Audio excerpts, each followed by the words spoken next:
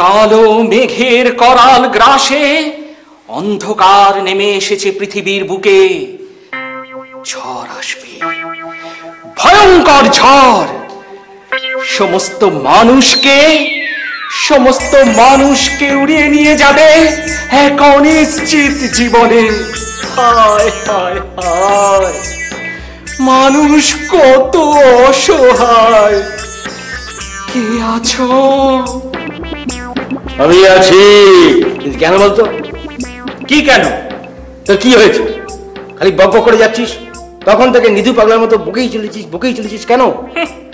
সে তো আর তোমাদের মাথায় ঢুকবে না, বলে কি করব? বেশ, না বলিস না বলবি, কিন্তু ভুল বকবি না, বাজে বকবি না, আমার ভালো লাগছে না। এই তো তোমাদের সমস্যা। অবশ্য মাথায় কিছু না থাকলে যা হয় আর কি।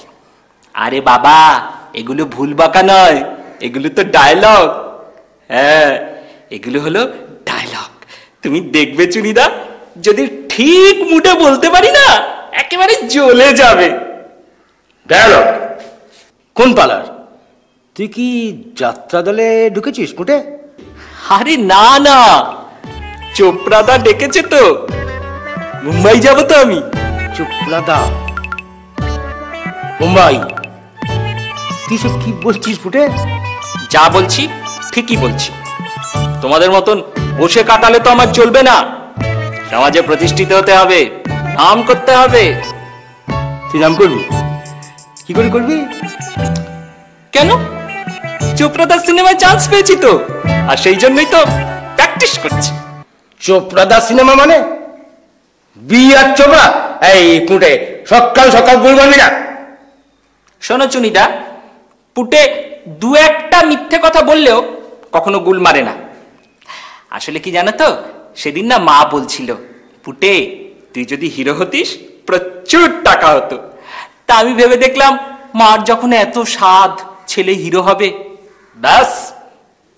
ব্যাস মানে হিরো হয়ে গেলি? এত সোজা না, যোগ্যতা থাকলে সব হয়। সেদিন কাগজে বিজ্ঞাপন দিয়েছিল, 6টা প্রশ্নের ঠিকঠাক উত্তর দিতে পারলে বিআর চোপড়া নতুন ছবিতে চান্স পাওয়া যাবে। ব্যাস, দিয়ে দিলাম 6টা প্রশ্নের উত্তর। কে পটে বাবু? আবার নতুন কি ধ্যাসটামো করার প্ল্যান করছো? প্ল্যান কি বলছিস পান্না? পুঁটে যা বলছে এ তো সাংঘাতিক। কি পুঁটে নাকি হিরো হয়ে গেছে? সে হোক না, কত লোকই তো নিজেকে হিরো ভাবে। ও বাবু না পান্ডাদা, তুমি বিচ্ছিরি রকম ভুল করছো। আমি কিছু বলছি না, যা বাবা আমার অনেক আগে বাবা হয়ে গেছে। আমি তো এখন চোপড়াদার ছবিতে হিরো হয়ে গেছি। চোপড়াদা?